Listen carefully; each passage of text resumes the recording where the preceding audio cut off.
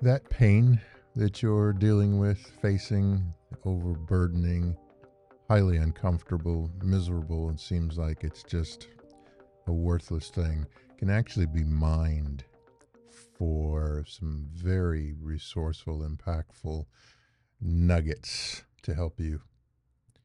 It actually can have value. Hey, human. Coach Nate here with another mindful focus to share with you.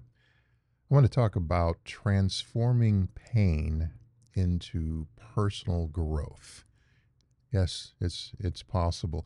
You don't need me to tell you that pain hurts, it's hard, it's difficult, it's uncomfortable, and at times it feels unbearable. We don't you don't feel like you can go on. It doesn't really matter, seldom does it, if it's inflicted by others or self inflicted. What we do know is when it comes to pain, that ruminating on it, thinking about it, constantly dwelling on it, can actually make matters worse.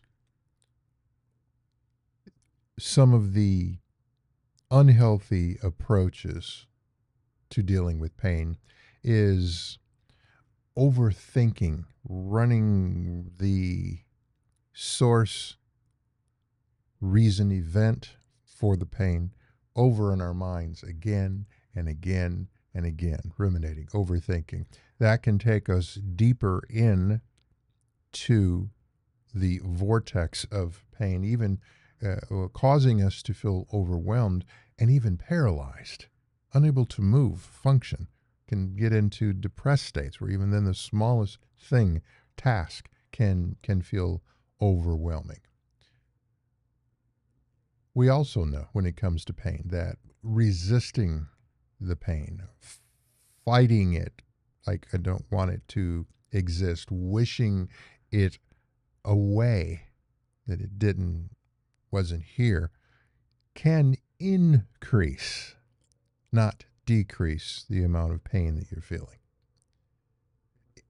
Why? Because that focus, that resistance to pain, makes it more prominent, top of mind, what we're focused on, and we all know what you focus on most is what you see. An example of that: think of a red car while you're driving, and then count how many red cars you see. And you probably will be surprised just how many of them there are.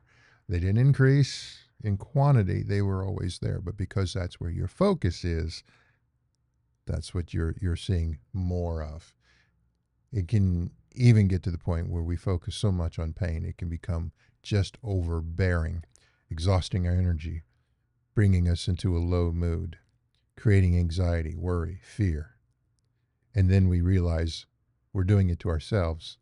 And then the process repeats, continues, envelops, grows greater.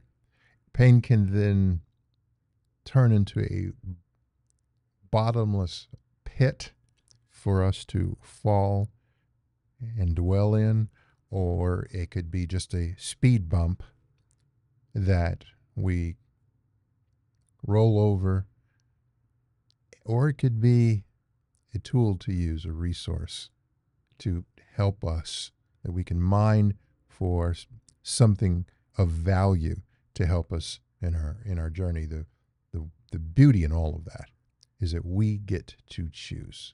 That choice is not left up to others. That's your choice. So in terms of the how do you let go, live now, and when in when you're trying to transform pain into personal growth. The very first step is to acknowledge the pain, why you feel whatever is occurring, why you feel the way you do, whatever is occurring. Not ignore it or pretend it doesn't exist. If the pain is a result of a problem, as the saying goes, unlike fine wine, problems do not get better with age. We're You are better served to lean into the pain, the source, face it head on, acknowledging it as much as you can, and then pause, take a breath, try to maintain your composure, be mindful, breathe, regroup, and repeat. When dealing with and facing pain, when leaning into it, I liken it to when a doctor prescribes you a medication that it's called titration, and they have you take a little bit, and then you can increase the dosage and increase the dosage and increase the dosage. If you start with 1,500 milligrams and as opposed to 300 and then get up there, things could go sideways. It could be too much. That same process can be true when we're leaning into and facing what it is, the source of the pain, what is. We have a capacity to deal with, endure, withstand so much at any given time. So you lean into it a little bit, face it, step back, breathe, and then a little bit more, and then back and breathe, and then and work your way into it. I'm not saying go full on. That's drinking from a charged fire hose. You might find your lips all the way over there, separated from your head. Don't do that. It's a slow, gradual process, is what I'm saying. In leaning into and facing, acknowledging your pain, it's becoming aware of whatever emotions that you are feeling around the source of the pain, acknowledging those emotions. I feel sad, I feel angry, I feel betrayed, I feel neglected, I feel abandoned, I feel however you feel and what emotion that is attached to that. And then sit with that emotion. Sit with that emotion. Experience it. This is how I feel. And when we sit with it, acknowledge it, and even embrace it like we chose it, that is like putting an Alka-Seltzer tablet in water. It begins to dissipate. Slowly, but it does. When we resist it and push back and ignore or try to retreat, it seems to grow and increase. Face how you feel. Sit with it. Experience it. That allows you to eventually release it. The next thing we can do then, as we're moving through this process, is to reflect on the situation, event, circumstance, source of the pain, and look for the lesson, the learning that generally can be found within that situation. And that comes through embracing the truth. Is it something that I did? Is it something that I caused? Or is it something from somebody else's behavior? Did I relax a boundary that then became the source of my pain? Did I not uphold it? Or did I go somewhere where I knew that I had no business, I should not have, for whatever reason, whether I was well-intentioned, I wanted to help somebody, or it was just a simple mistake? It may not be good news that you hear when you're facing it, when you're when you're reflecting, when you're looking for the learning. But if you are honest with yourself and you look for, why did this happen? That gives you a path, insight into how you can prevent it from happening again. That process that I just described of leaning in, feeling our emotions, allowing ourselves, sitting with them, reflecting, is the pathway to healing from the pain. And then extracting the learning from it so we don't repeat the cycle.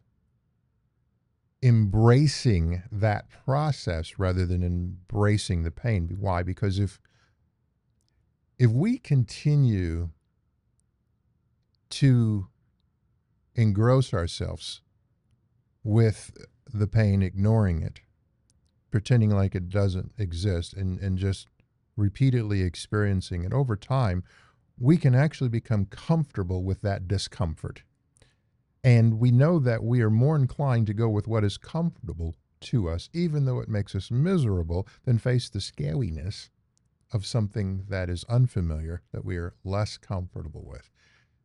In other words, don't get comfortable with the unnecessary reoccurrence of the pain.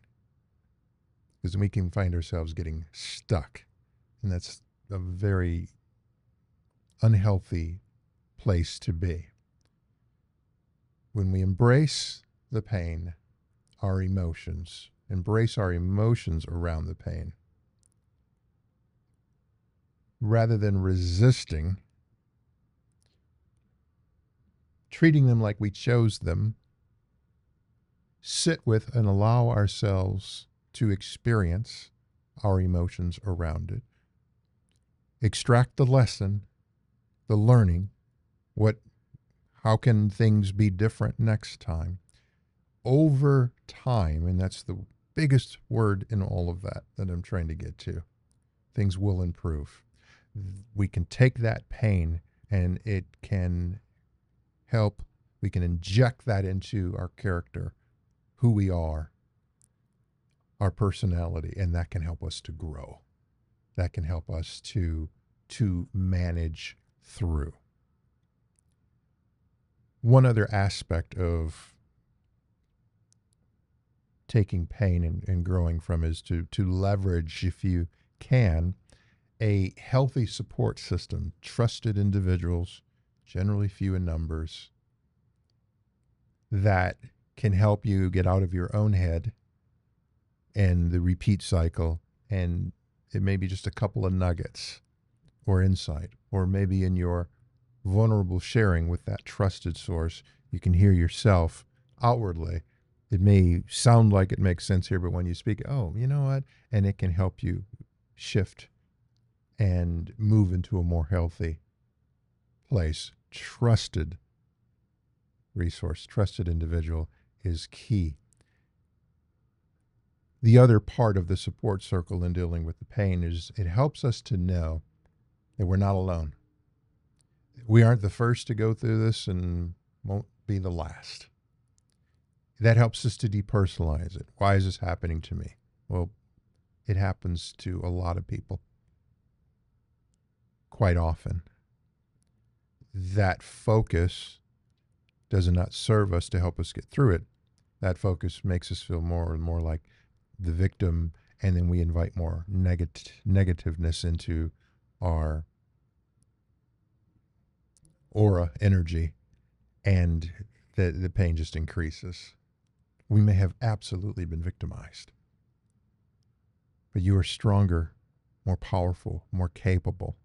You are not what somebody caused you to try to be, or what what image in their mind they had of you that it gave them permission to treat you in the manner they did, or do to you what they did.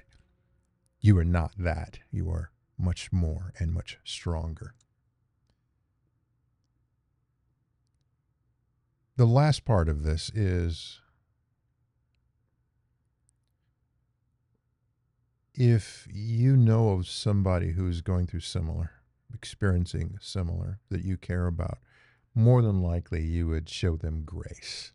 You would feel compassion for them and empathy. With that exact same mindset, ensure that you show yourself the same grace, the same compassion, the same empathy. Saying things like, stupid, you shouldn't have, you would not say that to somebody that you care about. Don't say that to yourself. You wouldn't want to risk offending someone that you care about. and hurting the relationship. Don't offend yourself or hurt the most important relationship you have in life, the one that you have with yourself.